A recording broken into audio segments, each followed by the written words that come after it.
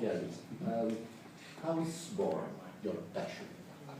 You know, for me it goes down to when I was very young. I have a very unusual parents. My father is a NASA astronaut, and my mother is a professional artist. And from my father, I believe I inherited the passion for exploration, and from my mother, I believe I inherited the passion for creation. And if you think about computer games, my main business, I think computer games are the quintessential high-tech art, which is the exact blend of my parents. And I think it goes back. I can show you projects I did as a child that express that very deeply. And how is born the inspiration? Well, for me, I find that if you want to create something that is really unique and compelling to the people who observe it, you have to be a passionate researcher. I would say a passionate explorer. And so for me, that's why I think in the talk that I'll do this afternoon, I'm going to be talking about exploring to create. That if you're not a passionate observer of the reality in which we live, it is very difficult to take those pieces and create something unique and compelling.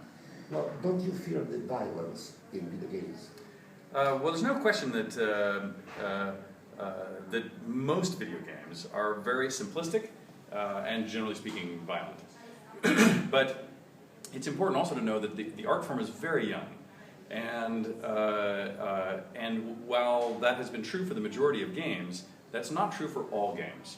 And there is a slowly building trend for games to become deeper and more meaningful to the human condition.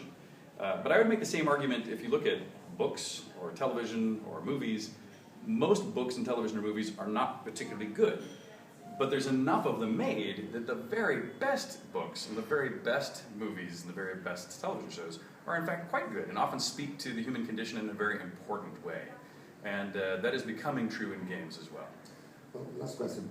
How was the space? Space was phenomenal. Every aspect of it. I mean, the training, I trained for 2 years. The training was phenomenal. But of course, launching off the Earth for 8.5 minutes, 3.5 Gs of acceleration is phenomenal. Floating around on the International Space Station for 2 weeks is of course great.